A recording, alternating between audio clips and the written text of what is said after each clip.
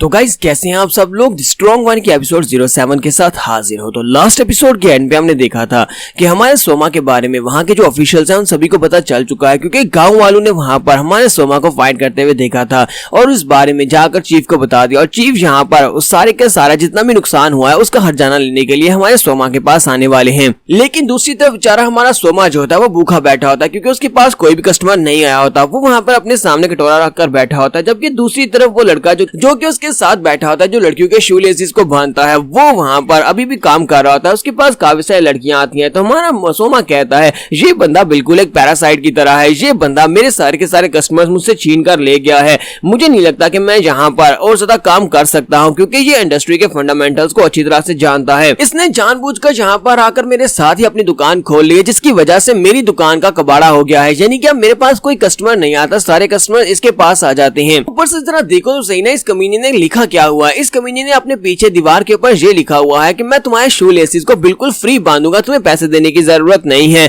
लेकिन जब सभी लोग यहाँ पर इसके पास से शू लेसिस बंधवाते हैं तो वो मुफ्त में इसे पैसे देकर चले जाते हैं। यानी कि ये भी यहाँ पर फॉल्स एडवर्टाइजमेंट है। बिजनेस चलाने के लिए यहाँ पर लोगों को चूरन दिया जाता है, जिसके बदले में लोग यहाँ पर फ्री में पैसे देते हैं। हमारा सोमा कहता है कि जब तक ये बंदा यहाँ पर है मुझे नहीं लगता कि ये बंदा यहाँ पर मुझे रहने देगा। यानी हाक गोल में मैं यहाँ पर अपना बिजनेस नहीं चला सकता जब तक ये बंदा यहाँ पर खड़ा रहेगा। और इसी के साथ ही हमारा सोमा बहुत ज्यादा गुस्सा हो जाता है और कहता है कि मैं ऐसा बिल्कुल भी नहीं होने दूंगा। मुझे लगता है कि अब मुझे यहाँ पर अपने बिजनेस को कंटिन्यू करने के लिए इस बंदे को यहाँ से हटाना पड़ेगा, तो अब मुझे यहाँ पर ये करना ही पड़ेगा। तो वो कहता है कि ये होकर रहेगा। और इसी के साथ ही हमारा सोमा उसे कहता है ओए तुम, और साथ ही उसके सामने जाकर अपने घुटने टेक देता है और उसे कहता है प्लीज मुझे कुछ खाने को दे दो। और वो लड़का भी अपने पास है उससे एक पॉपकॉर्न देता है और कहता है कि ये लो तुम खा लो। उसके बाद हमारे सोमा को जब समझ आती है कि उसने ये क्या कर दिया, वो बेचारा वहां पर पसीनो पसीन हो जाता है और कहता है कि ये मैंने क्या कर दिया, मैं इस बंदे के सामने अपने घुटने टेक कर क्यों बैठा हूँ। मैं तो यहाँ पर इसे मारने के लिए आया था, लेकिन मैं इसके सामने अपने घुटने टेक कर इससे खाना मांग रहा हूँ। इसके साथ ही फिर से उन्हें साइड के ऊपर से आवाज आती है हे यू। सोमा वहीं पर उसके पास से पॉपकॉर्न लेने के बाद वहीं पर बैठकर खा रहा था कि इसी के साथ ही साइड के ऊपर से एक लेडी आती है। ये लेडी एक शेफ होती है, लेकिन इसके बारे में फेमस होता है कि ये लेडी बहुत ज्यादा स्ट्रॉन्ग है, यानी कि बहुत ज्यादा खास है। या फिर इसको कह लो कि ये किसी को भी नहीं छोड़ती जिसके ऊपर इसकी नजर आ जाए। आप इसको यहाँ की गुंडी समझ सकते हैं। तो जब वो यहाँ पर आती है उस लड़के के पास, तो हमारा सोमा काफी ज्यादा खुश हो जाता है और कहता है कि लगता है कि अब यहाँ पर इसका खेल खत्म होने वाला है, क्योंकि ये तो यहाँ की बड़ी गुंडी है।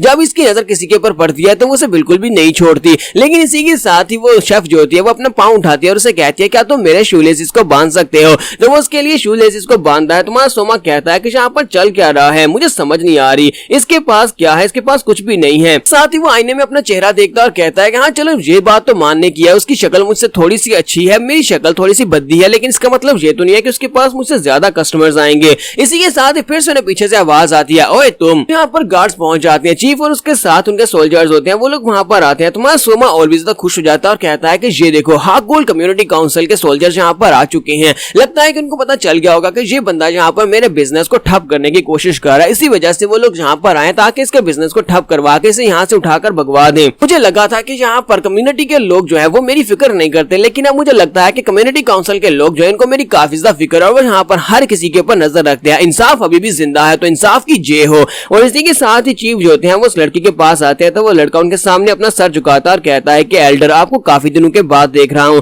तो चीफ भी उसको अच्छी तरह से जानते होते हैं। वो कहते हैं मैं तुम्हें जानता हूँ, तुम तो ओम सैंग के बेटे हो गैंग नाम से। सोमा जब ये सुनता है कि चीफ जो है इस लड़के को जानते हैं, वो कहता है ऐसा बिल्कुल भी नहीं हो सकता, ऐसा बिल्कुल भी नहीं हो सकता, आप तो मेरा कारोबार ठप ही समझो, क्योंकि यहाँ पर तो आपका चेहरा खूबसूरत हो और आप यहाँ पर बिजनेस कर सकते हैं। और दूसरा यह है कि आपके पास ताल्लुकात होने चाहिए। अगर आपके रिलेशंस हैं और आपके पास यहाँ पर सिफारिश है तो फिर आप यहाँ पर आरएम से बिजनेस कर सकते हैं। और मुझे लगता है कि इस लड़के के पास तो सब कुछ ही है। फिर इसी के साथ ऑफिसर जो होते हैं सोमा की तरफ देखते हैं और कहते हैं कि लड़के वो तुम ही हो ना। तो हमारा जो सोमा होता है वो उन लोगों को देखने के बाद काफी हैरान होता है कि अब जो उसके साथ क्यों बात कर रहे हैं। और साथ ही वो बाकी के ऑफिसर्स की तरफ देखता है तो वो सभी लोग उसे घूर घूर कर देख रहे होते हैं। हमारा सोमा कहता है कि यहाँ पर चल क्या रहा है, ये सभी ऑफिसर मुझे इस तरह घूर कर क्यों देख रहे हैं। तो इसी के साथ ही हमारा सोमा उनसे कहता है कि इस सब में मेरा कोई भी हाथ नहीं है, मैंने ये नहीं किया। तो चीफ ऑफिसर उसे कहता है कि ये क्या, हमने तो यहाँ पर अभी तुमसे इस बारे में कोई बात भी नहीं की और तुम यहाँ पर ये कह रहे हो कि तुमने कुछ भी नहीं किया। लगता है कि तुम्हें पहले से पता है कि तुमने कुछ किया है। तो वो कहता है नहीं सर, मुझे तो पता भी नहीं है कि यहाँ पर मसला क्या है, मैं तो बस ये कह रहा हूँ कि मैंने कुछ भी नहीं किया। साथ ही ऑफिसर जो होते हैं उसके सामने एक लंबी सी लिस्ट रख देते हैं और कहते हैं कि जरा इसको गौर से पढ़ो। तो सोमा कहता है कि इसमें क्या लिखा हुआ है और वो उसको पढ़ना स्टार्ट करता है। तो वहाँ पर हाथ गोल की क्लीनिंग और साथ में डैमेज रिपेयर के सारे खर्चे लिखे होते हैं। तो वो सारे के सारे खर्चे पढ़ने के बाद जब एंड के ऊपर ग्रैंड टोटल के ऊपर पहुंचता है तो वहाँ पर पूरे 3000 युआन लिखे होते हैं। तो ये देखने के बाद वो एक चीख मारता है और कहता है कि ये क्या, यहाँ पर तो पूरे 3000 युआन लिखे हुए हैं। सोमा उन लोगों से कहता है कि यहाँ पर हुआ क्या है, मुझे तो कुछ भी याद नहीं और तुम लोग मुझसे क्या पूछ रहे हो और ऊपर से मेरे सामने ये लंबी लिस्ट लेकर क्यों आए हो।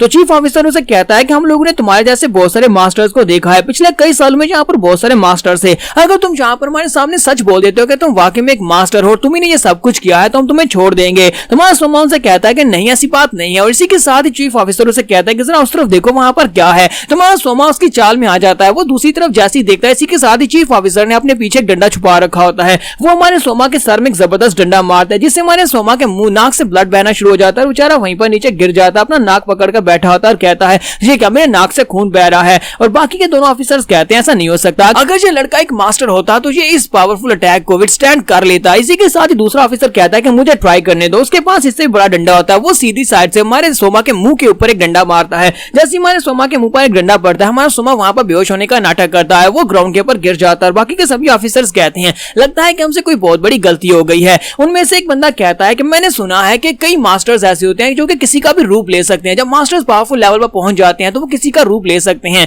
मुझे लगता है कि वो यहाँ पर आए होंगे और इस लड़के को देखकर इसका रूप ले लिया होगा। तो ये वो लड़का नहीं हो सकता क्योंकि ये तो सिर्फ और सिर्फ एक एरेंड बॉय है, यानी कि यहाँ पर एक काम करने वाला लड़का है। तो छोड़ो इस लड़के को, हम लोग यहाँ से चलते हैं और जाकर किसी और से जाकर इस रिपेयर के खर्च के बारे में बात करते हैं। यहाँ पे हम लोग म्यूरियम लीग से जाकर बात करते हैं। हम लोग उनसे कहते हैं कि हमें यहाँ पर रिपेयर का खर्चा दिया जाए। यहाँ पर जो ऑफिसर्स होते हैं वो सारे के सारे ऑफिसर्स वहां से चले जाते हैं। उन सभी के चले जाने के बाद हमारा सोमा जो होता है वो उठकर बैठ जाता है। जैसे ही उठकर बैठता है इसी के साथ ही उसे कोई बंदा अपना रुमाल देता है और कहता है क्या तुम ठीक हो, तुम्हारे नाक से ब्लड बह रहा है, चलो मेरा रुमाल ले लो। तुम्हारा सोमा उसके हाथ से रुमाल पकड़ लेता है, अपना नाक साफ करता है और कहता है कि शुक्र है कि वो लोग यहाँ से चले गए, वरना मैं यहाँ पर 3000 युआन कहाँ से देता। मैं तो एक गरीब सा लड़का हूँ, मेरे पास आज खाने को खाना भी नहीं है, मैं इतना भूखा हूँ। सोमा उस रुमाल के साथ अपना नाक पूंछता है और साथ ही कहता है कि ये काफी ज्यादा एम्बैरेसिंग है कि तुम यहाँ पर पहली बार मुझसे मिल रही हो, लेकिन तुम हो कौन। तो वहाँ पर उसके सामने बैकचुआक बैठी होती है। तो बैकचुआ उसे कहती है ये समझ लो कि मैं तुम्हारी एक कस्टमर हूँ, तुमने जहाँ पर लिखा हुआ है कि तुम सिर्फ और सिर्फ 1 रुपए में कुछ भी कर सकते हो, यानी कि तुम किसी भी चीज को फिक्स कर सकते हो, कोई भी प्रॉब्लम सॉल्व कर सकते हो, तो क्या मेरी प्रॉब्लम सॉल्व करोगे।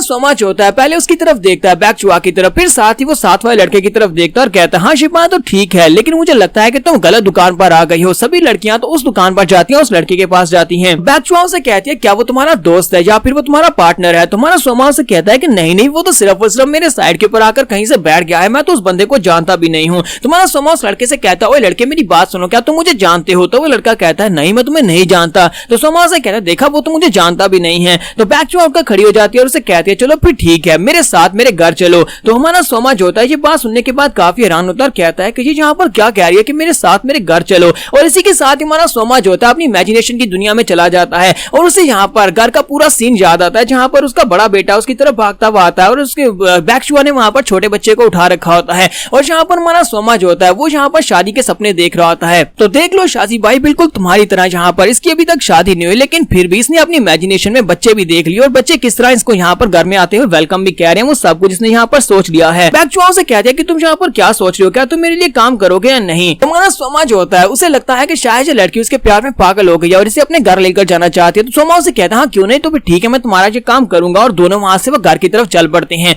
तो यहाँ पर हम लोग अपनी एपिसोड 07 का एंड करेंगे। नेक्स्ट एपिसोड में देखेंगे कि ये लड़की यहाँ पर यानी बैकचुआ से कौन सा काम करवाने वाली है। तो एपिसोड की एक्सप्लेनेशन अच्छी लगी हो तो कमेंट करके जरूर बताइएगा। चैनल को सब्सक्राइब कर दे, वीडियो को लाइक और शेयर कर दे। शुक्रिया।